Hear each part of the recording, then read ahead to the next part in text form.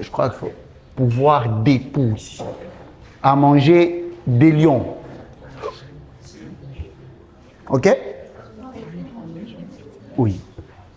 Alors moi, j'ai dit, mon idée principale, c'est que ce n'est pas vrai. Alors, quelle est mon idée? Je vais donc les reformuler de manière claire, on a dit. Ok? Pour moi, donc, idée principale, I.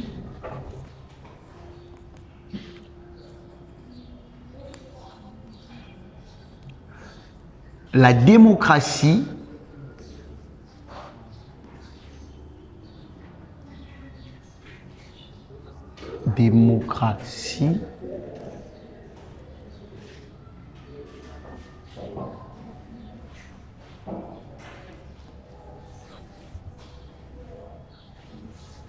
donne aux faibles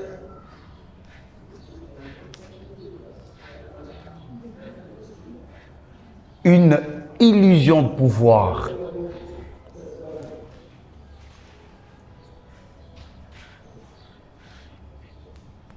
Ok? Ça, c'est l'idée principale. Pour moi, la démocratie donne aux faibles une illusion de pouvoir. Deuxième partie, c'est l'argumentation. Argument a priori. Pourquoi j'ai raison de penser comme ça? Donc la question, c'est pourquoi est-ce que je pense que la démocratie donne aux faibles une illusion de pouvoir? Argument simple. A priori, je vais dire... C'est justement ce que j'allais dire en fait. Moi, j'allais plutôt dire que les résultats sont décidés et non on fait semblant de voter. Ça, c'est ce que moi j'allais dire. C'est exactement ce que j'allais dire. Alors, pourquoi est-ce que la démocratie donne aux faibles une illusion de pouvoir? Eh bien, les faibles jouent, enfin, les forts jouent la musique. Je vais être philosophique pour être plus éloquent. Vous allez voir. Les forts jouent la musique et les faibles dansent. Ah, tu as compris.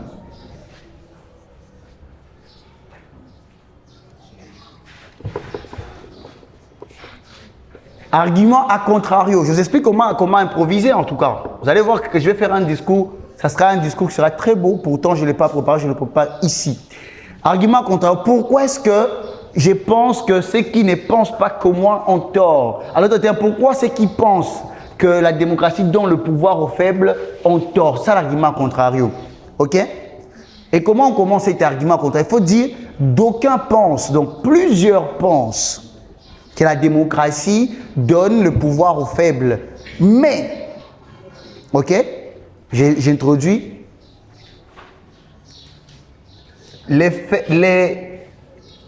les forts mangent toujours le faible. Parce qu'on parle d'animaux, je reste dans les cadres animaux. Mange toujours le faible. Je vais les faire maintenant. Toujours le faible. Et puis exemple, j'ai les I, j'ai les A. Et puis l'exemple, j'ai pas de les élections. Ça, mon exemple. Ok? J'ai structuré mon improvisation. Alors, normalement, ça, on le fait quand on vous pose la question, pendant les quelques secondes que vous avez, vous restez calme, vous arrivez à définir une idée principale, vous définissez un argument, vous définissez un contre-argument, et puis vous choisissez un exemple. Mais là, je le fais de manière pédagogique, ok? Après, on le fera de manière exemplaire pour que vous passiez aussi. Comment je fais? Je suis avec madame, elle me dit, Monsieur Christian, la démocratie et les pouvoirs de pou de manger des lions. Qu'est-ce que vous en pensez? Toujours c'est rassurer qu'on a une bonne posture, être calme surtout, et répondre en utilisant des silences. Madame, je pense que la démocratie est tout simplement ce qui donne aux faibles une illusion de pouvoir. En effet, les forts jouent la musique et les faibles dansent. Tenez. Lorsque nous sommes dans une société comme la nôtre, je t'ai dit démocratique, nous avons des élections, nous avons des référendums, et nous avons l'impression de voter nos dirigeants. Mais en réalité, ce sont toujours les mêmes têtes que nous avons. Je sais que nombreux pensent qu'à démocratie, les faibles ont le pouvoir. Mais en réalité, les forts mangent toujours le faible. Car dans une société démocratique, ce sont toujours les hommes forts qui les demeurent et les faibles les demeurent. Tenez un exemple, les élections. Le matin, je me réveille, je pars à la CENI, je coche un bulletin, je me dis mon candidat va être élu. Et à la fin, quand on proclame, c'est toujours le même tête. Je vous remercie. Vous voyez ce que j'ai fait? Merci, c'est gentil. Alors pour faire ça, avoir une structure, parler calmement et ensuite c'est rassurer qu'on respecte et qu'on suit sa structure. C'est tout ce que j'ai fait. OK? Et ça, maintenant, on va le faire rapidement. C'est ça, maintenant, improviser. OK? Si j'ai fait ces discours-là, je les pose, on passera que je l'avais préparé en avance. Pourtant, je le fais avec vous ici. J'ai juste arrangé rapidement tout ce qu'il y a dans ma tête. J'ai donné quelque chose. C'est ça ce qu'on appelle improviser. Mais pour que vous fassiez ça, je vais donc appeler sur ces podiums. J'ai besoin de 5 personnes. 5. 5 personnes, s'il vous plaît. Ce que moi je vais faire, je vais vous donner juste un mot. Vous avez en tout cas 5 secondes de réflexion et après vous allez parler pendant 30 secondes autour de ces mots. Vous allez dire n'importe quoi, tout ce que vous voulez autour de ces mots-là. OK? Exemple, je dis Excellencia. Excellencia me fait penser à l'excellence. L'excellence, c'est lorsque vous faites des choses comme il faut. Bien ordonné, organisé, propre, limpide, clair. Tu vois ce que je fais? Alors tu as 30 secondes. Tu dois faire en sorte de parler pendant 30 secondes. Dis ce que tu veux, n'importe quoi. Il n'y a aucune bonne réponse, il n'y a aucune mauvaise réponse. Ce que nous travaillons, c'est la spontanéité. OK? Après, je vous donnerai une astuce. Où est les micros?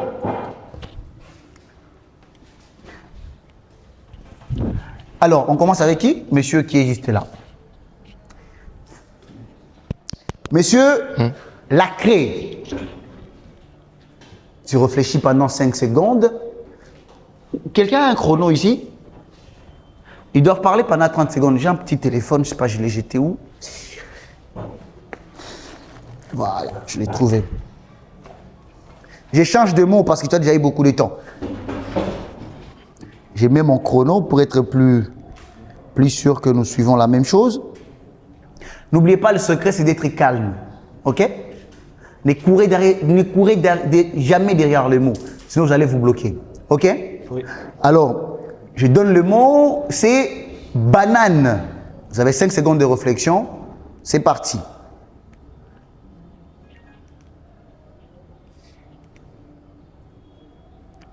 En fait, vous m'avez troublé, j'étais déjà... Justement, c'est de l'improvisation. Il faut quitter la craie parce qu'il y a beaucoup... On change même banane aussi. Reste concentré, s'il te plaît. Donc, je te donne un mot, tu as 5 secondes, après tu as 30 secondes pour parler. Dis n'importe quoi. Okay. Je sais pourquoi je dis ça. Il n'y a rien de faux. Logique ou pas logique, on s'en fout. La spontanéité, c'est ce qu'on travaille. OK? Alors, je change de mot parce que tu as eu encore beaucoup plus. Je réinitialise. Chiffon. Réflexion. Et maintenant, parle. Le chiffon. Le chiffon, c'est cet instrument que nos professeurs nous donnaient toujours pour effacer le tableau. Effacer le tableau, c'était effacer ses écrits qui revelaient de sa pensée. Donc, quand je vois le chiffon, je me dis, c'est une occasion de faire quelque chose de nouveau. Effacer ce qui a été fait pour commencer ce qui n'est pas encore fait. Le chiffon, c'est la seconde chance. C'est le renouveau, la renaissance. Très bien. Vive le chiffon. Très bien. Top. Parfait. Madame, à ton tour. Prends le micro.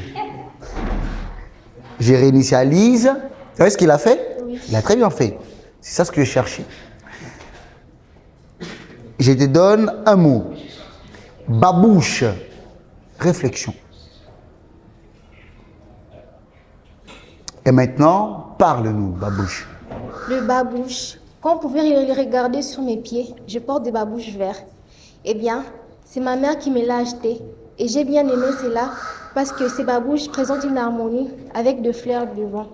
Ces babouches font partie de mes babouches préférées parce que ma mère me l'a acheté avec amour et j'aime ça. Quand vous regardez ma garde-robe, je ne possède pas de babouches. Je n'ai que des talons parce que je préfère marcher avec des talons pour encore améliorer ma posture. Des babouches, j'en ai peu, que celle-ci est particulièrement plus attirante que les autres. Très bien, on l'applaudit. Parfait. Très bien. Très bien, bravo. Alors, mon ami, prépare-toi à réfléchir. Les mots, c'est éloquence. Réfléchis. Et maintenant, parle. Éloquence. Ces mots si doux riment si bien avec excellence. Parce que l'éloquence, ce n'est pas seulement le fait de parler, mais c'est le fait de parler en disant des choses belles, d'une manière simple, pour que l'autre comprenne ce que vous voulez dire. Éloquence, c'est pas seulement parloter comme le font de politiciens, mais c'est se faire comprendre comme le faisait Jésus, l'homme le plus éloquent du monde, peut-être de la terre entière. L'éloquence, c'est la faculté, la capacité de s'exprimer avec aisance comme je viens de le faire. Très bien, on l'applaudit. Parfait. Très beau. Très beau. Le prochain. Très bien. Alors, je réinitialise. Et vous, cher ami, vous allez tout simplement nous parler de la clé.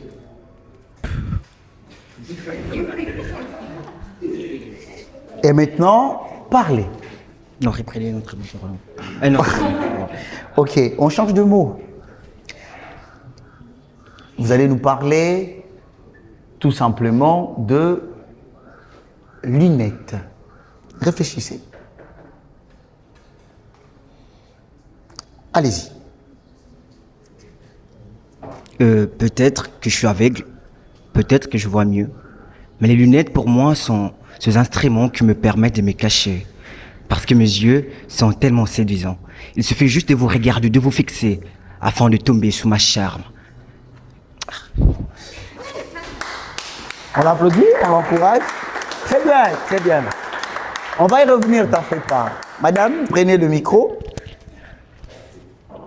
Soyez ici, s'il vous plaît, comme ça tout le monde vous voit. Je crois qu'il n'y a personne derrière moi. Hein? Ok. Alors, attendez. Je réinitialise. Madame, vous allez nous parler de... Vous voulez quoi? Donnez un mot. Un mot, donnez n'importe quoi. Bonbon. Allez, réflexion. Et maintenant, parlez. Les bonbons. Ça sonne plutôt banal, plutôt enfantin, mais pourtant, c'est l'un des éléments, l'un des outils plutôt fiables à ramener la salive. Très bien, on encourage. Tu vois ce qu'il veut faire? Je vais poser la question à ceux qui ont réussi, entre guillemets. OK? Personne n'a échoué. Je dis entre guillemets. Qu'est-ce que vous avez fait pour arriver à parler pendant 30 secondes sur un sujet, sur un mot, banalement? Donnez-nous votre secret. Donnez-leur le micro, s'il vous plaît. On commence avec monsieur. Comment vous s'appelle d'ailleurs? Béni. Béni. Qu'est-ce que tu as fait? Où as-tu tiré tes mots? Déjà, je me suis posé une question. Qu'est-ce qu'est le chiffon? Ok. À quoi ça sert? Comment est-ce que le chiffon nous aide et comment est-ce qu'il peut encore Ça, c'est nous très aider? important. Écoutez ce qu'il a dit.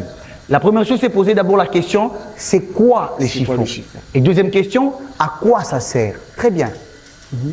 La troisième question que je me suis posée, c'est comment est-ce qu'on peut l'utiliser d'une manière dont on ne l'a jamais fait auparavant. Donc, ce qu'on retient, c'est qu'il a juste questionné les mots qu'il avait. Très bien. Madame, et toi, comment tu as fait pour trouver tes mots autour des babouches? Moi, pour trouver mes mots autour de babouche, vous nous avez laissé 5 secondes. Et je me suis aussi d'abord posé des questions des babouches. Je me suis déjà imaginé que j'ai déjà porté des babouches. Alors, au fur et à mesure que j'ai parlé, au fur et à mesure que les idées aussi m'est venues en tête. Très bien. Très bien, c'est ce qu'on appelle la fluidité. Très bien. Et mon ami, bon, l'éloquence quand même, on est tous éloquents ici. Donc, comment tu as fait pour avoir tes mots? Parce que toi, tu as fait quelque chose de plus. En dehors de parler, tu as ajouté du charme et c'était beau. Comment tu as fait? Moi, je me dis toujours qu'un orateur, c'est d'abord quelqu'un qui entend. Lorsque vous étiez en train de parler d'éloquence, j'attendais. J'ai tout simplement pris ce que vous étiez en train de dire et puis j'ai essayé de l'élargir avec des exemples de Jésus et d'autres choses. Très bien, merci. Wilhelmine, dis-nous, qu'est-ce qui a été difficile? Qu'est-ce qui vous a fait bloquer quand vous parliez? La confiance en soi. Je La pense. confiance en soi? Ouais. C'est-à-dire quoi? Tu n'avais pas confiance en toi? Ouais, je n'avais pas confiance en ce que je disais. Ok. Ouais. Pourtant, on a bien dit qu'on peut dire tout et n'importe quoi. Oui. Mais tu avais quand même l'impression que ce que tu disais n'était pas bien. Ouais. Ok? Et ça t'a bloqué. Oui. Très Et bien. j'avais l'impression que vous vous attendez à quelque chose de plus et j'ai préféré arrêter. Ah, ok. Très bien. Mon ami, comment? Je vous ai déjà rencontré Bien sûr que oui. à l'Unikin, hein? Demi-finale, concours unique, UPN. Ah, ok. Islam. Ok. Alors, contrairement à ma dévancière, moi je dirais c'est beaucoup plus le manque de concentration. Je ne sais pourquoi, mais je n'arrive pas à me concentrer. Tu n'étais pas concentré. Comment tu as su que tu n'étais pas concentré? Déjà parce que j'étais là. D'habitude, lorsque je parle, c'est vrai que je regarde tout le monde. Mais là, j'avais vraiment l'impression que tout le monde me regardait. Tous les yeux étaient braqués sur moi. Et c'était ma première fois de remarquer la chose. Et je compris que je n'étais pas du tout concentré. Parce que dès lors que je suis concentré, je m'en fous totalement du public. Hein. Ok. Et c'est ça le problème en fait. Merci. On peut applaudir les réactions des uns des autres. Rentrez.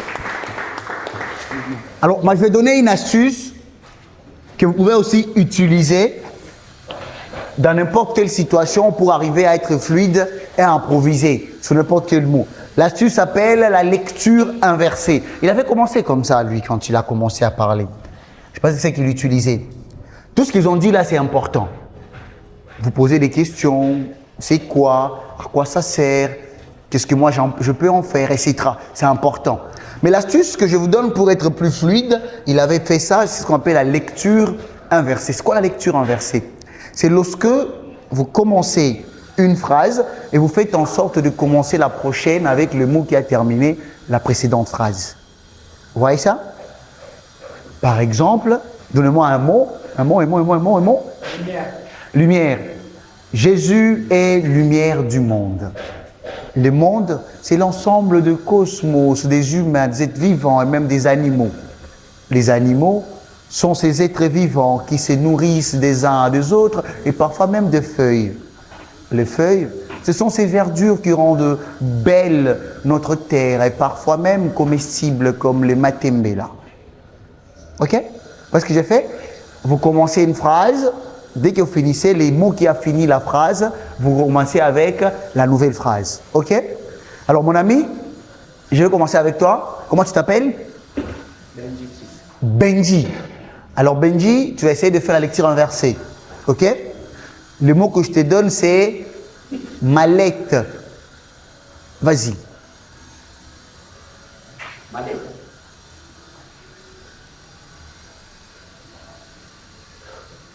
Mallette, c'est un instrument qui nous permet de transporter de l'argent. L'argent, ce sont des objets qui sont liés à nos besoins. Besoin, c'est une situation de manque. Quand on en manque, on achète. Très bien, bravo. Parfait. Monsieur, comment tu t'appelles? Merci. Merci. Merci. Ah, c'est un mot grec, ça? Non, pas du tout, c'est juste un acronyme. Ah, ok. Ok, merci. Très bien, merci Seigneur. Ah ouais, c'est joli. Merci. Alors, merci, tu vas nous parler de photographe. Moi inversé. Oui, dans la lecture inversée. Oui. Vas-y. Le photographe est une personne qui prend des photos. Les photos, ce sont des objets qui nous permettent de nous souvenir. Les souvenirs, c'est ce qui nous réconforte lorsque nous sommes perdus par certains moments. Et les moments, ce sont ces instants courts que nous pouvons passer seuls lorsqu'on est assis. Très bien. Bravo, on l'applaudit. J'ai besoin de 5 autres personnes. On va faire un deuxième exercice. Il est facile, mais il a un mot compliqué. Il s'appelle les sujets impossibles. J'ai besoin de 5 personnes. 5 personnes. Venez, s'il vous plaît. Venez, venez, venez. La spontanéité, oui, venez, mademoiselle. Venez, venez, venez. Alors là, c'est à peu près la même chose que ce que nos prédécesseurs ont fait. Seulement ici, on va commencer là-bas. Ils ont tous fini la première place. De toute façon, vous savez pas, vous savez pas qui sera le premier de toute façon. Justement. Vous savez même pas. Vous savez même pas c'est quoi l'exercice. Qui prend le micro? Prenez seulement le micro. Merci, merci. Alors, ce que vous allez faire, c'est quoi? Vous allez juste faire presque la même chose que ce qu'ils ont fait, mais en ayant un objectif en tête. Vous inspirer. J'ai vu une vidéo sur TikTok, un monsieur qui disait la vie c'est comme une feuille. Ça tombe, et puis quand ça tombe, ça se sèche, et puis ça disparaît. Tu vois un peu? C'est à peu près ce qu'on va faire. Je vais te donner un mot, mais tu essaies de trouver pendant 10 secondes, tu réfléchis à un message inspirant autour de ça. Par exemple, je dis chaussure. La chaussure nous rappelle que chaque voyage commence par un premier pas. Et au fur et à mesure qu'on voyage, on s'use, on se fatigue. Ok? On peut rentrer? Non, tu ne rentres pas. Pourquoi tu vas rentrer? Ok? Vous avez compris, non? D'accord. Donc tu vas essayer de nous inspirer avec des mots que je vais donner. Ça peut être n'importe quoi. Tu te poses des questions. Qu'est-ce que ça nous enseigne dans la vie, par exemple? Tu vois un peu comment je réfléchis? Ok. Alors le mot que je te donne, c'est clavier. Je mets 5 secondes de réflexion. 10, hein? Ok, pas de souci, même 10.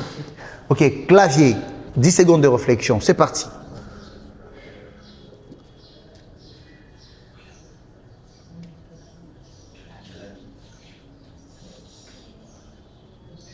Parlez. Le clavier, un instrument de musique. Ce mot peut être utilisé de cette manière, ou bien ce sont aussi les touches qui se trouvent sur notre téléphone. Mais tout ça nous permet de taper dedans afin de produire quelque chose. Et chaque action de nos vies peut être cette touche de clavier. Les décisions qu'on prend peuvent être cette touche de clavier. Les choix qu'on fait peuvent être cette touche de clavier. Et je vous invite aujourd'hui à taper sur le clavier de votre vie afin de prendre des décisions, de partir ou de rester. C'est une touche. De manger ou de ne pas manger, c'en est une autre. De vivre ou mourir, c'est aussi une touche.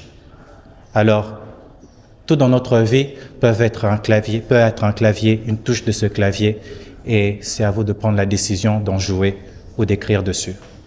Waouh, bravo. Waouh. Parfait. Topicile, oui.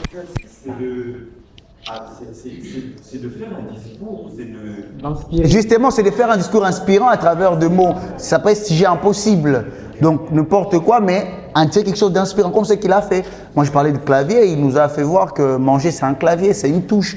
On peut en jouer ou pas. OK? Vous avez compris, non? OK. Mon ami, ce que vous allez prendre comme mot, c'est, je réinitialise d'abord. Alors, les mots que je te donne, c'est le mot parapluie. OK? Réflexion. 10 secondes.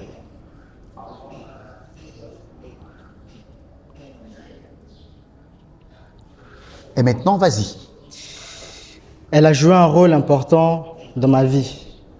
Pendant mes moments difficiles, j'étais perdu, égaré, loin de reconnaître qui j'étais également. C'était ma mère. Elle a été cette parapluie, de me couvrir pendant les moments difficiles, de me couvrir lorsque j'étais noyé dans des addictions, dans des souffrances, lorsque je ne croyais plus en moi. Elle a eu à me protéger de cette pluie d'insultes dans mon cœur. C'est un peu ça. Très bien. Bravo. Bravo. Sa mère est votre parapluie. Votre parapluie. Très bien. C'est ton parapluie. Très bien. Ça va? Ça va aller. OK? Alors toi, je vais te donner quoi? Bouteille. OK? Bouteille. 10 secondes de réflexion. Vas-y.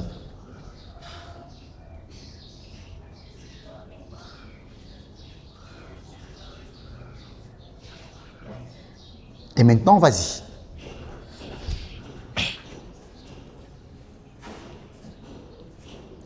Bouteille. C'est un récipient que l'on peut remplir de plusieurs choses, de l'eau, du jus, du pétrole. Et dans cette bouteille, constitue notre corps, notre âme intérieure, que nous devons remplir de connaissances, d'espérance et de lumière. Ce que je vous dirais aujourd'hui, c'est que vous êtes votre bouteille, vous êtes votre récipient. Et tous les jours, chaque jour de vos vies, vous devez faire en sorte que les 24 heures que nous avons au long de la journée puissent constituer un liquide, une connaissance, une pièce ajoutée que vous allez remplir dans votre récipient intérieur. Très bien. Bravo. Top. Le prochain, oui. Alors pour le prochain, le mot que j'ai ici en face de moi, c'est le mot cuillère. La cuillère. Ok? Cuillère. Avec gloutou, hein? C'est bon? Alors, je vais mettre mon chrono. Cuillère. On réfléchit pendant 10 secondes.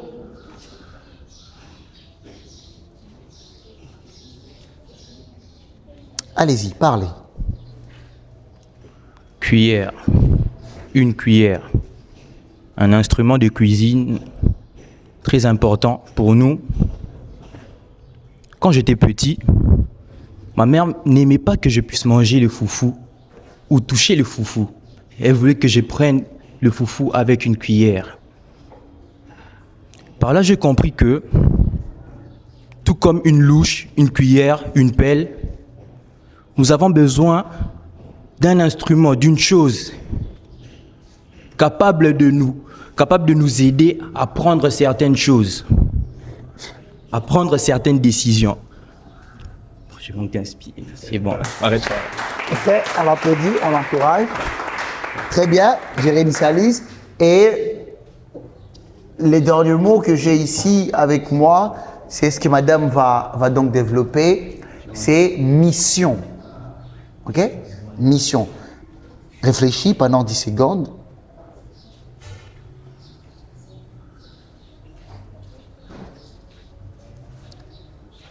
Et maintenant, parle-nous. Mission.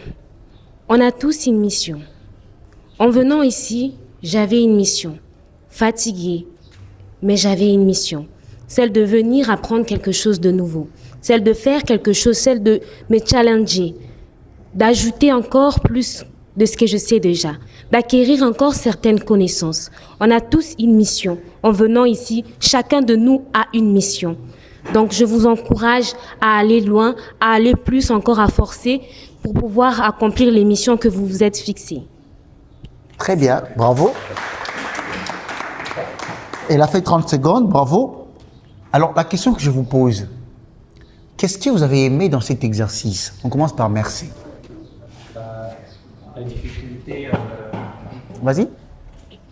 Je disais ce que j'ai aimé, c'était au fait la difficulté de devoir inspirer au fait, parce que c'est un peu plus aisé de prendre un mot et de dire n'importe quoi, mais après, s'il faut inspirer, c'est un peu plus compliqué et c'est ce que moi j'ai aimé. Très bien. Le prochain? Bon, moi, ce que j'ai pu apprécier, c'est que... Bon, je vais rejoindre la pensée de Mersenne. Comme il a dit, d'inspirer, mais de se laisser inspirer. Pour pouvoir inspirer, il faut se laisser inspirer. Moi, on se lance inspirer, plus on ne peut pas inspirer. Très bien. C'est les challenges un peu. Et madame? Moi, ce que j'ai beaucoup aimé dans cet exercice, c'est la personnification. On avait tous des mots abstraits, mais il fallait parler à des personnes concrètes qui sont devant nous. Du coup, il fallait adapter notre mot abstrait à leur vision des choses afin qu'ils puissent se sentir intéressés ou, comment je dirais, compris. Très bien, parfait. La personnification. Qu'est-ce que tu as aimé dans l'exercice? Ce que j'ai aimé ici, c'est ce que l'exercice nous donne, cette capacité, cette fluidité, donne cette envie ou cette vivacité de réfléchir rapidement ou d'avoir une pensée claire, de prendre ce qui est je dirais pas bon ou abstrait, mais de le rendre intéressant en quelque sorte. Très bien, merci. Et madame? Alors, ce que moi j'ai aimé, c'est qu'on avait tous, comme vous l'avez dit, des sujets impossibles, des sujets vraiment bizarres. On ne pouvait pas se dire qu'on allait, nous-mêmes, on n'était pas sûr qu'on allait vraiment sortir ce qu'on a sorti là. On a improvisé et c'était bien. Et c'est comment on appelle cette capacité que vous avez eue aujourd'hui de sortir de quelque chose de vraiment impossible, arriver à en sortir quelque chose de bien? Comment on appelle ça? Qui a une idée? Spontanéité. Spontanéité, oui. Oui, vas-y, qu'est-ce que tu voulais dire? Non, vous l'avez fait avec spontanéité, ça c'est vrai. Mais comment on appelle ça? Qui a une idée? Oui, vous avez improvisé aussi, c'est vrai. Comment on appelle ça? L'art. La créativité. C'est ce qu'on voulait développer, une créativité spontanée. Vous êtes dans une situation où on vous amène quelque chose d'impossible, mais sur base de ça, vous créez quelque chose de bien et d'inspirant. C'est ça l'objectif qu'on cherchait. Et on l'a atteint. Bravo à vous, félicitations. Alors, j'ai besoin des 5 autres personnes devant. Non, ceux qui ne sont pas encore passés. Qui n'est pas encore passé, s'il vous plaît? Viens. Si tu n'es pas déjà passé, tu viens. Venez. On est en train de finir. Venez. Là, maintenant, on va faire des attaques. On a 5? Là, on peut même avoir 10. Hein? Qui d'autre n'est pas encore passé? Tous ceux qui n'est pas encore passé, qu'ils viennent. Tous ceux qui n'est pas encore passé, qu'ils viennent ici.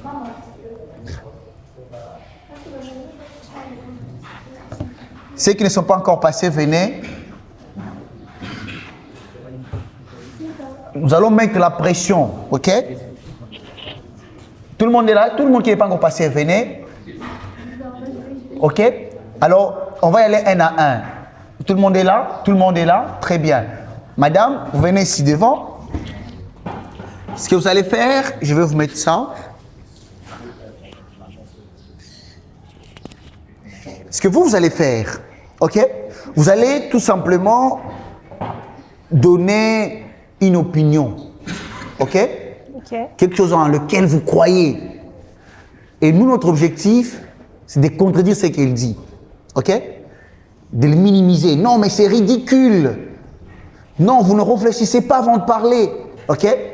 Et quand je dis ça, quand je t'attaque, tu dois répondre pour confirmer ce que tu as dit, pour le justifier, ok?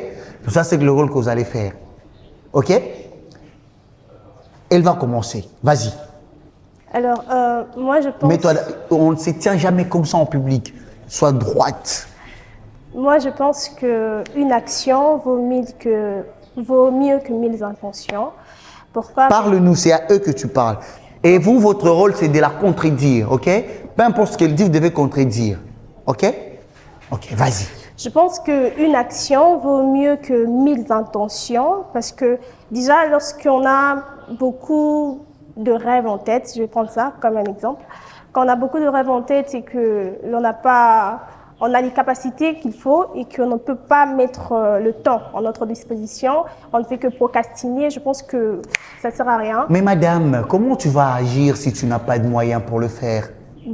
Déjà que moi, je le fais d'ailleurs, je dirais que je manque pas de moyens parce que déjà à l'heure actuelle, nous avons plusieurs outils qui nous permettent de... Si toi tu ne manques pas des moyens, moi j'en ai pas. En fait, vous pourriez manquer de l'argent financièrement, mais vous ne pourriez pas manquer de forfait pour apprendre, vous ne pourriez pas manquer de temps pour lire, vous ne pourriez pas manquer de temps pour... Tu es certaine que les hommes qui sont dans le camp de réfugiés au Burundi, qui viennent de la guerre, ils ont de l'argent pour le forfait? Forcément, non. Mais ils peuvent toujours trouver quelque chose pour arriver à s'occuper et à faire quelque chose de mieux que ce qu'ils vivent. Et tu penses qu'ils n'ont pas des rêves? Si, je pense. Mais les rêves ne suffisent pas, comme on dit, il faut des actions. Et ils vont agir comment dans un camp de réfugiés?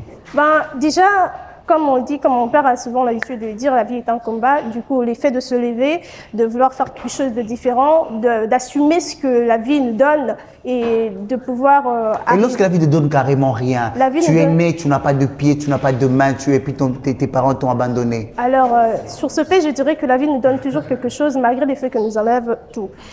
J'ai un exemple précis. Un homme, il est né, il n'a pas de pied, il n'a pas de main. Je suis en train de vous répondre. Et il a été abandonné par ses parents. Je suis en train de vous répondre, même quand moi, j'ai pas de pied, j'ai pas de main.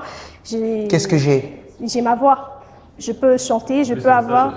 Oui. Et je suis sourd et muet. Très bien, Ok. c'est très bien. Si je suis sourde et muette, je dirais que j'aurai toujours quelque chose. Je suis peut-être handicapée physiquement, mais je ne suis pas handicapée mentalement au point de ne pas arriver à faire quelque chose.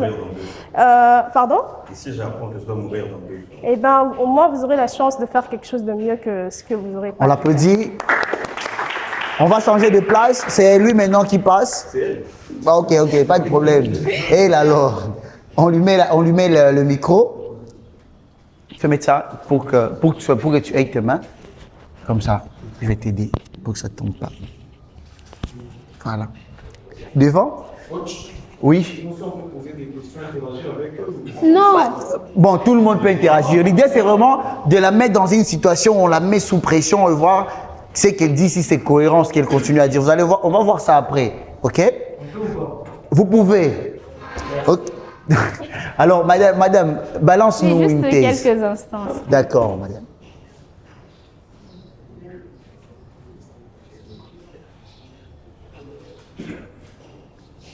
Les athées disent que Dieu n'existe pas, que nous vivons dans un monde où seule la logique compte. Mais messieurs, dites-moi, quand un avion décolle, est-ce qu'il le fait par hasard?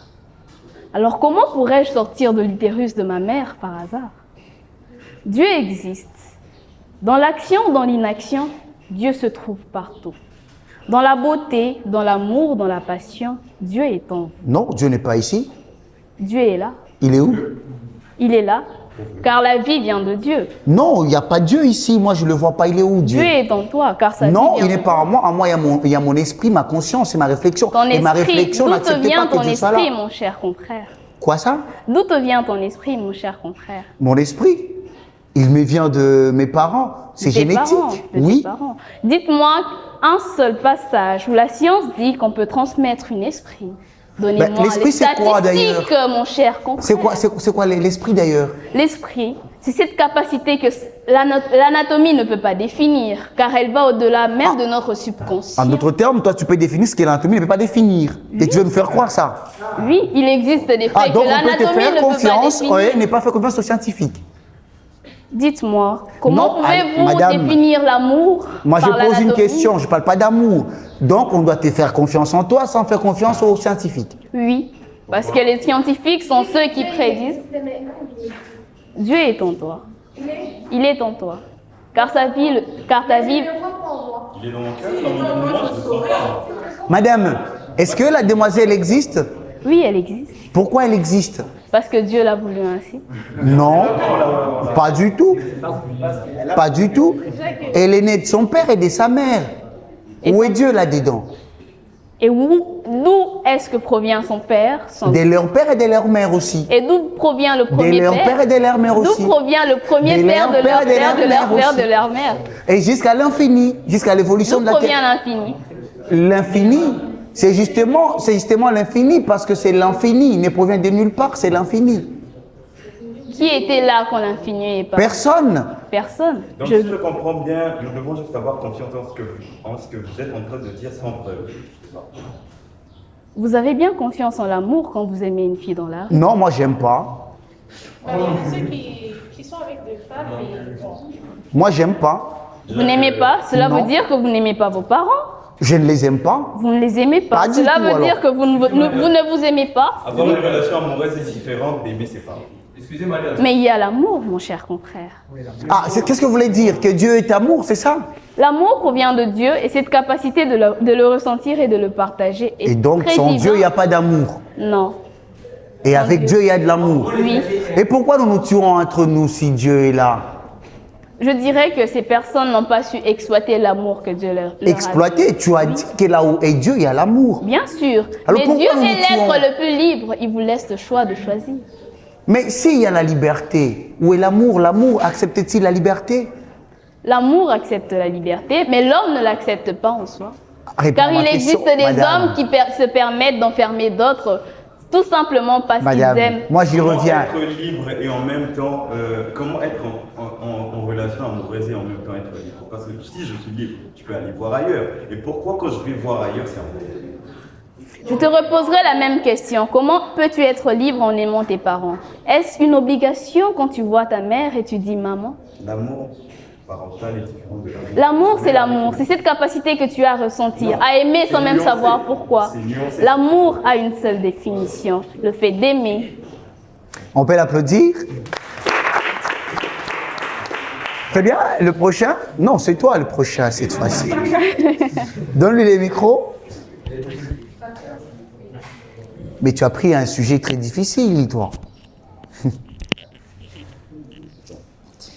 Dans les débats, il ne faut pas aller dans les sujets des dieux. Attention. Je n'avais pas d'idée en fait. Alors, ok. Parce qu'après, il y a ce qu'on appelle la cohérence. On y reviendra après cet exercice. Et c'est par là qu'on finira d'ailleurs. Je peux tenir ça comme ça. Bon, moi, je préfère que tu aies ta main libre pour pouvoir argumenter comme tu veux. Alors, balance-nous une idée et nous, on va être belligérants. L'amitié entre hommes et femmes n'existe pas.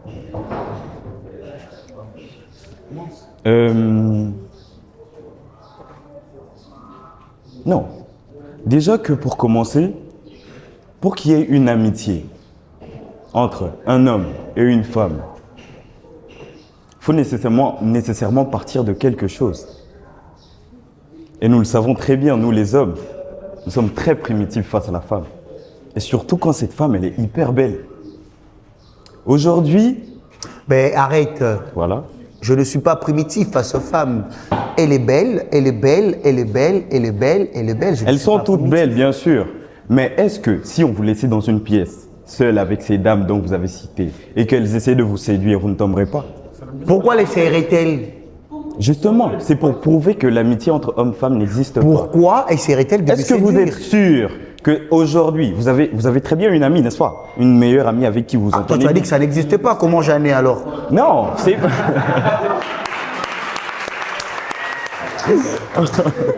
Justement, je parle de cela. Vous avez très bien une amie, n'est-ce pas? Ben, comment je l'aurais si ça n'existe pas? Ça n'existe pas, bien sûr.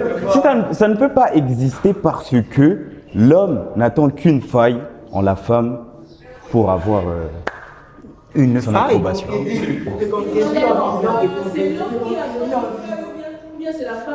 Souvent, c'est l'homme qui va vers la femme.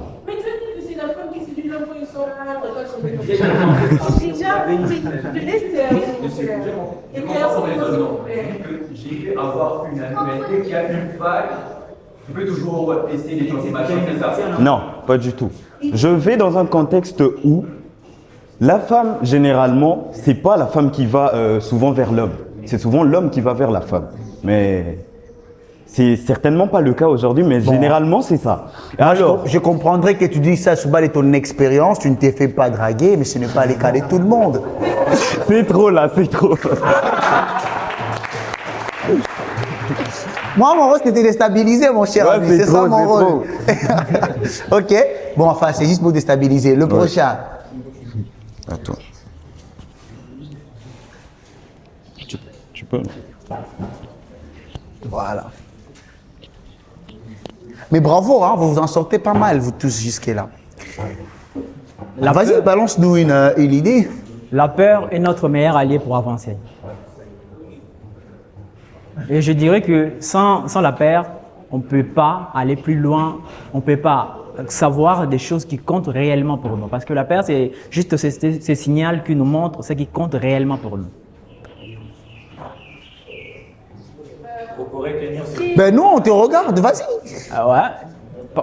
Pour mon exemple, lorsqu'il y a la session, je bosse toute la nuit, je fais les nuits blanches. Pourquoi? Parce que j'ai peur d'échouer. Donc, les études comptent réellement pour moi. Et lorsque je dois prendre une bonne décision, une décision cruciale de ma vie, j'ai toujours cette petite peur qui me définit ou qui me montre que cette décision va t'amener loin. Ou soit si tu tombes, tu vas baisser. Et si je te disais que je n'ai jamais eu peur dans certains domaines et j'ai réussi, qu'est-ce que tu dirais? Je vais te dire que ces domaines-là, soit ça ne compte pas réellement pour toi, soit tu n'as pas vraiment... Mais ça comptait beaucoup. J'ai jamais eu peur d'échouer dans mes études, mais j'ai toujours réussi. Oui, c'est parce que tu as toujours eu la confiance en soi. Et c'est par cette confiance que tu n'as pas eu la peur. Mais la peur est toujours là. Mais tu as dit que sans la peur, on ne peut pas atteindre ses objectifs. Oui, Non, j'ai pas dit ça. J'ai dit ceci. J'ai dit que la peur, c'est un allié qui nous montre clairement qu'est-ce qui compte réellement pour nous. Donc, oui. Si j'ai peur de mourir, c'est que la mort compte réellement pour moi. Non, c'est que la vie compte réellement pour Mon toi. cher confrère, tu parles avec confort, mais tu as tort. Parce que si demain je me croise face à un crocodile, j'aurai peur. Qu'est-ce qui comptera pour moi à ce moment-là? La mort? Non, tu as peur parce que la vie compte réellement pour toi. Tu me dis que la peur est la chose qui me permet d'avancer. Oui. Si je me retrouve face à la mort, Oui. qu'est-ce qui me permettra d'avancer? La mort? Non. La peur te permettra de savoir que la vie que tu es en train de J'aurai compte peur réellement. de la mort. Plus rien ne m'intéressera à part la mort. Bon. Qu'est-ce que la vie viendra faire dans cette histoire? Je- Mon cher, moi je dis que tu n'as pas peur, parce que si tu avais réellement peur, tu ne serais pas debout ici devant nous. Bon, en vérité, j'ai une petite peur en moi, mais cela signifie que ça compte réellement. Par- Ça ne veut rien dire. Mon cher, penses-tu que la peur, c'est un sentiment désagréable devant un danger? Bon, je dirais que c'est juste un... Oui, je l'approuve. Pourquoi? Attends. Parce que c'est un allié. La peur, c'est un allié. Déjà, des grands orateurs ou des grandes personnalités disent souvent que lorsque j'ai voulu prendre cette décision, j'avais une petite peur en moi parce que la décision comptait réellement. Donc pour toi, si on n'a pas peur, on ne peut pas réussir. Pas forcément, mais souvent. Pas forcément, ça veut dire quoi? Cela veut dire qu'il y a dans des domaines où on maîtrise déjà. Donne-moi les Comme- les statistiques. Bon, il faut d'abord les statistiques. Bon après, c'est la bonne question. Ce que tu nous dis, c'est ce que tu penses ou c'est la vérité? Bon, compte tenu de plusieurs grandes personnalités. Pardon? C'est ce que tu penses, c'est la vérité ce que tu dis. Compte tenu de tes expériences, et Non, toi, pas Rodrigue, compte tenu de tu mes viens- expériences, compte tenu de ce que je vis, ce que je vécu, De tes mes expériences aussi, mais ce que je vis dans le de milieu, tes expériences. dans la vie. Tu as vu, c'est quoi Excuse-moi. Toi aussi, j'ai appris que la peur est un allié qui te permet d'avancer. Oui. Pendant que j'ai une anecdote, j'ai vu un frère être bloqué par la peur pour aller sauver son cousin qui se faisait massacrer par un. Exactement. Attends, j'arrive. Le problème, c'est quoi? La peur. Attends, d'abord, je t'explique. La peur. Oui, la peur est là, mais on doit surmonter cette peur pour avancer. Par le courage, par la confiance d'avancer. Non, c'est la peur qui t'a montré que la vie de ton frère compte. C'est pourquoi, c'est lorsque la peur nous domine, c'est là les problèmes. Oui, j'ai dit cette petite peur, j'ai pas dit la peur. Quand tu dis qu'il faut surmonter la peur, tu sous-entends que la peur c'est un obstacle. Oui. C'est un obstacle qui nous montre. Attends d'abord, c'est un obstacle qui nous montre. C'est un obstacle qui nous montre que c'est un obstacle qui nous montre que c'est ça, c'est cette chose que je vais apprendre. Pardon? La peur. Bon, ok, qu'est-ce qu'on retient? La peur, c'est un allié ou un obstacle? La peur, c'est un allié, mais ça peut aussi devenir un obstacle lorsque ça te surmonte. C'est juste ce que Tu avais dit que c'est Non, j'ai pas dit des sentiments. J'ai pas parlé des sentiments. Attends là-bas ici. Quand tu marchais, tu as peur de marcher. Voilà. Quand tu marchais, tu as peur de mettre un pied devant. Pardon? Allié, c'est lorsque vous branchez votre téléphone. J'explique, c'est une anecdote. Vous branchez le téléphone et vous voyez ces trucs-là qui sortent, qui montrent que le téléphone charge. C'est là vous signifie, c'est un signe. C'est un signe qui vous montre que le téléphone est en charge. Et la peur maintenant, dans ce contexte ici, la peur vient faire quoi? La peur vient nous montrer, c'est juste un signal qui nous montre que cette chose que je vais prendre, oubliez la décision que je vais prendre, ça compte. Bravo, très bien. Mobutu. Très bien. On va débriefer ça à la fin et on finira par là. Oui, balance-nous une idée. Oui, je voulais parler de l'acte qui dit mieux qu'un mot. Voilà le thème. L'acte dit mieux qu'un mot. Déjà, l'acte est dit. Le langage propre de la conscience est l'acte. Car on peut dire, mais ce qui signifie réellement, ce qu'on est, c'est ce que nous sommes en train d'agir, ce que nous réalisons. Il n'y a que de là que nous pouvons conclure que La réalité porte en elle la personne, ce que dit la personne. En guise d'exemple,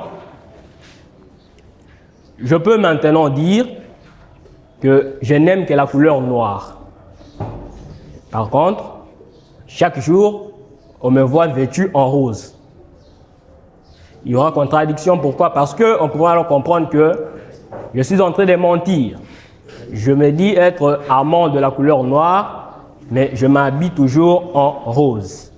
Cela revient à dire que l'acte dit mieux qu'un mot. Mais comment l'acte va dire? L'acte a une bouche? L'acte n'a pas une bouche. Pourtant... Mais l'acte dit quand même. Mais l'acte reflète les propres langages. L'acte dit ou reflète? L'acte dit mieux. C'est ça que je voulais donc l'acte a une bouche pour dire, il faut avoir une bouche. C'est quoi le dire? Merci, c'est...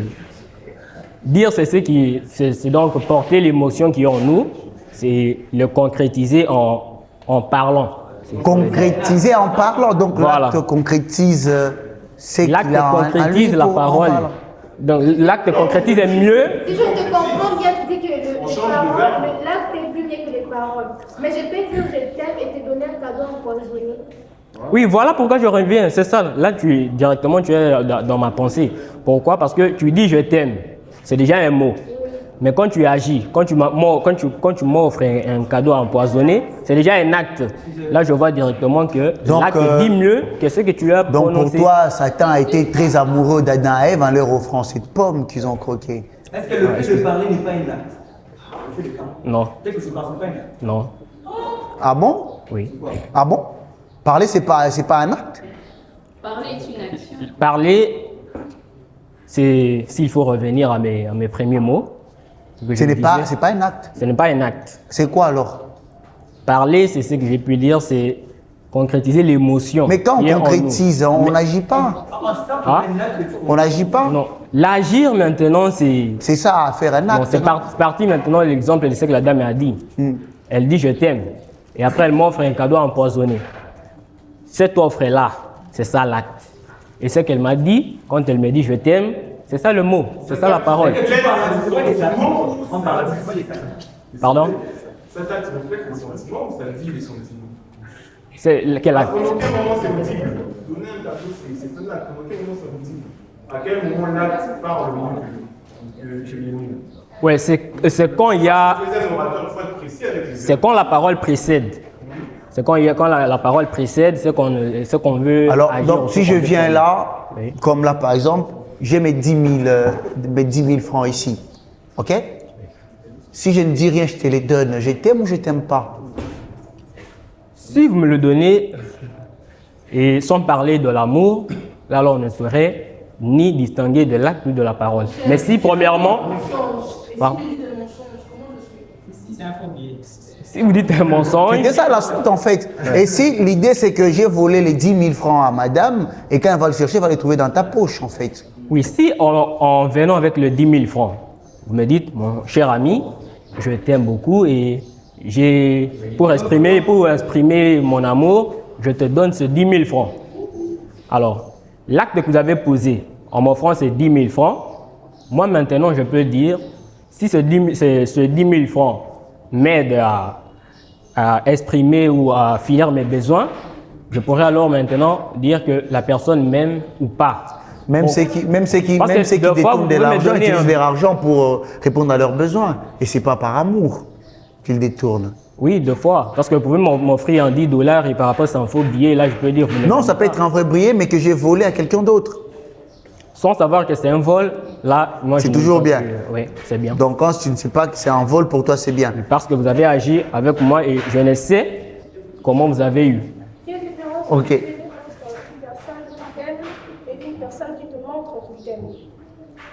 Merci. La différence, c'est quand vous dites la personne qui m'aime, ou qui me dit qu'elle m'aime. Là, c'est un mot. La personne me dit cela. Mais comme moi-même, je suis déjà pionnier de ce thème, moi, je dirais alors que la personne qui agit en me montrant le vrai amour, c'est cette personne qui m'aime pour de vrai. On l'applaudit, bravo. Très bien. Le prochain, prends le micro, s'il te plaît. Après, je vous enverrai vos vidéos. Vous allez tout simplement, enfin, je le mettrai sur ma page de toute façon. Vous allez maintenant analyser si vous avez été cohérent dans ce que vous disiez. OK? OK. Vas-y. Je parlerai de la confiance en soi et la clé de la réussite. La confiance en soi est la clé de la réussite. Dans ma vie, j'apprécie beaucoup l'aigle. Parce que l'aigle a toujours confiance en lui. L'aigle, lorsqu'il se pose sur une branche d'arbre, il sent que la branche peut se casser ou pas. Parce que sa confiance ne réside pas sur la branche, mais sur ses ailes. Donc il se dit que ça se casse ou pas, bah, je vais voler, je vais continuer. Nous soyons toujours comme cet aigle au fait. Lorsque je parle de confiance en soi, je peux me dire ici, bah, et le corps sans sel, c'est moi qui vais réussir, ça qui va refuser. Tu vas refuser? Bon, après, mais tu parles de l'aigle qui a des appuis. Moi, je n'ai pas des ailes. Comment je fais? Ce sont vos compétences en vous. L'aigle, ce sont des ailes, mais l'homme, c'est sa confiance en lui, ce sont ses compétences. Et tout le monde a des compétences? Tout le monde. Ah bon? À n'importe quel domaine. Personne n'est né sans compétence ici. Celui qui est né sans compétence moi, quelle est ma compétence? Vous êtes éloquent. Vous nous encadrez. Je suis éloquent? Oui. Par rapport à qui? À plusieurs d'entre nous ici présents. Qui a dit ça? Moi, j'affirme, parce que vous êtes coach. Et M. Credo aussi affirme. Qui m'a nommé coach? M. Credo vous a appelé, ça montre qu'il a confiance en vous. Ah, donc si M. Credo pense que je suis coach, vous êtes d'accord avec lui? Vous avez une page Vous êtes des naïfs alors? Vous avez une page Twitter, les gens vous suivent. Et lorsque vous avez parlé ici, moi, vous m'avez convaincu que vous êtes éloquent. Pour pas nier les faits que vous êtes fort. Ça, c'est un péché, ça. Mais qui a dit que je l'étais? Les actes l'ont prouvé. Quels actes? Vos réactions actuellement prouvent que vous êtes éloquent. Mais vous êtes en train de réagir à mes réactions, vous aussi, donc vous êtes très éloquent que moi. Oui, c'est ça ma compétence. Ah, vous êtes plus compétent que moi alors? J'affirme. Et vous l'affirmez sur base de quoi? À haute voix. Oui, sur base de quoi?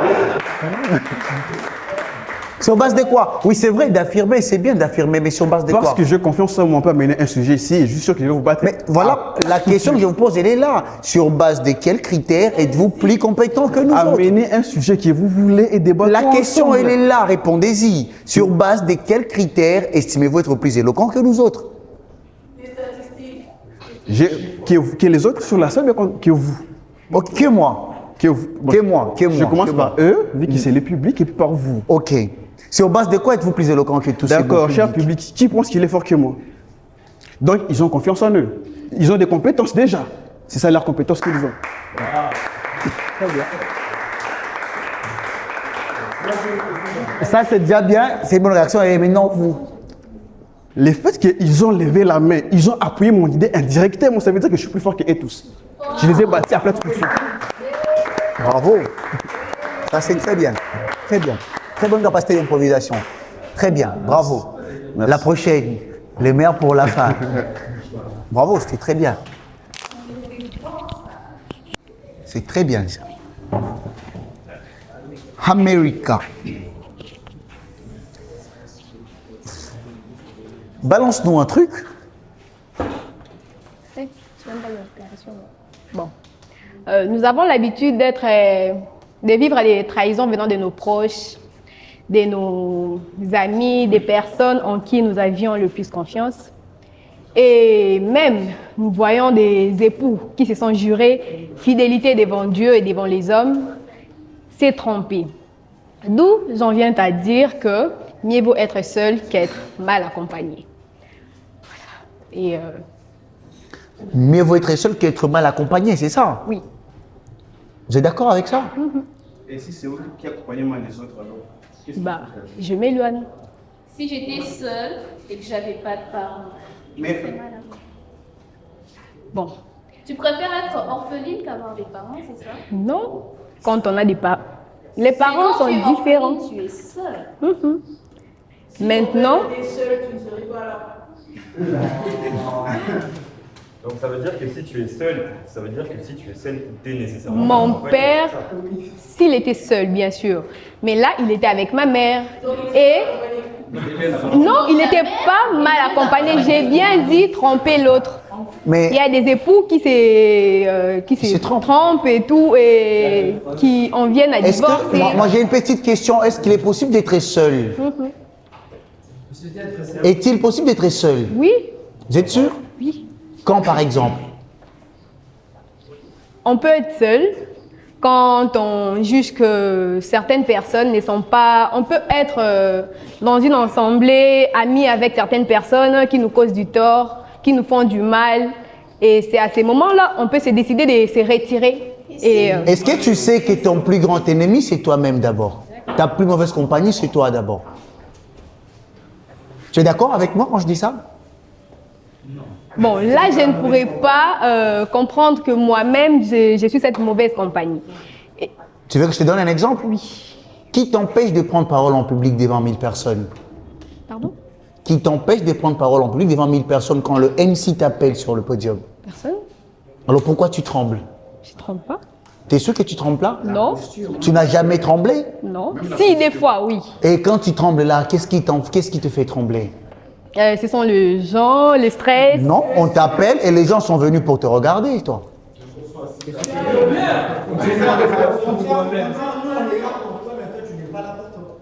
Nous t'aimons, mais toi, tu ne nous aimes pas. C'est toi qui Donc tu es d'accord que tu es ta mauvaise compagnie?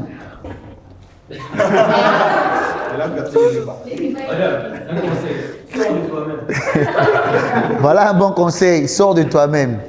Ah, on l'applaudit. Très bien, bravo. Vous allez également nous dire qu'est-ce que cet exercice vous a fait, qu'est-ce que vous avez appris, qu'est-ce que vous avez aimé, qu'est-ce qui a été peut-être difficile. On commence exactement avec toi. Ce qui a été difficile, c'est d'abord trouver les bons mots et puis l'inspiration qui me manquait déjà depuis que j'étais ici, vu que j'en parlais déjà avec lui. Mais après, lorsque j'ai un peu pensé à certaines expériences que j'ai vécues, et puis ça m'a directement inspiré. Très bien, tu passes le micro au voisin. Il va nous dire ce que l'exercice lui a fait comprendre et après, comment il a fait pour réussir en fait. Par cet exercice, j'ai compris que ce qui compte, ce n'est pas le regard des gens. Vu qu'il me faisait peur au début. Mais je me suis dit, bon, il me regarde, c'est pour m'écouter. Pourquoi j'aurais peur? Ça m'a permis à changer ma voix, à mettre un peu de blagues, vu que j'ai compris que vous étiez avec moi et non contre moi. Ça, j'ai bien aimé l'exercice d'aujourd'hui, j'ai compris ça. Et ce qui m'a le plus frustré, c'était d'improviser. Ça, je suis nul dans ça en tout cas. Ben, tu peux pas dire que tu es nul parce que tu as improvisé ici de manière très maestriale. C'est ça, ça m'a permis aussi donc c'était un exercice qui m'a déstabilisé d'un côté et ça m'a aventuré sur un autre côté car j'ai vu qu'on peut toujours se surpasser dans la vie. Et il faut croire en soi comme la confiance que j'ai parlé actuellement. Très bien. Le prochain? Merci.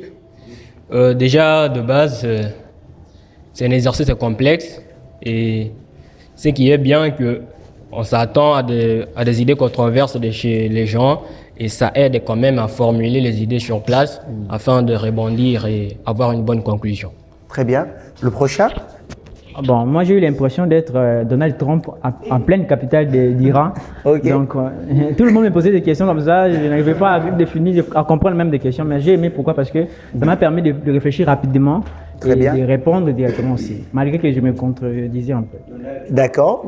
Le prochain? Voilà, pour moi, ce que j'ai bien aimé avec cet exercice, ça stimule notre intellect déjà, ça nous permet vraiment de réfléchir d'une manière plus rapide, parce que c'est pas facile de réfléchir en même temps, de dire ce qui est cohérent en même temps. C'est vraiment pas facile et c'est tout ce que j'ai retenu de ça. Très bien, mademoiselle. Pour moi, de toutes mes expériences que j'ai eu à avoir sur la prise de parole en public, déjà, quand on vient sur scène, on stresse, mais notre stress diminue de -1 pour les mathématiciens qui sont là. Donc voilà, ça nous a... Moi déjà, je ne savais pas de quoi j'allais parler. J'ai pris le sujet qui prône souvent dans ma tête et je l'ai développé. Mais le stress, il était quasiment presque plus là parce que je me sentais assez à l'aise dans ma tête. Donc cet exercice nous permet de nous libérer émotionnellement et consorts. Et ce que j'ai aussi aimé, c'est que ça nous aide à affronter l'adversité. J'étais là, il y avait plein de monde, mais je les parlais comme si c'était mes amis. Donc voilà, ça nous aide à... Voilà. Très bien, mademoiselle. Ok, alors moi ce que j'ai aimé, d'abord je vais commencer par ce qui m'a un peu fait flipper, c'était les questions. Ok. J'ai horreur déjà de me contredire et surtout de me retrouver face aux gens qui me contredisent. C'est quand même assez compliqué de se retrouver dans cette situation. Et déjà, pour ceux qui se retrouvent, c'est compliqué aussi. Alors, ce qui était plus facile, je dirais, c'était de trouver des idées un peu plus cohérentes. Surtout le choix du sujet qui n'était pas facile parce que je ne voulais pas tomber dans un sujet où je ne pouvais pas m'en sortir ou débattre. Et il fallait aussi que j'aie des arguments qui soient cohérents. Et le pire, c'est que malgré que les arguments étaient cohérents, il fallait que je pousse ma réflexion sur les contradictions des autres et les exceptions surtout. C'est ça qui était un peu plus clair. Très bien, on peut les applaudir.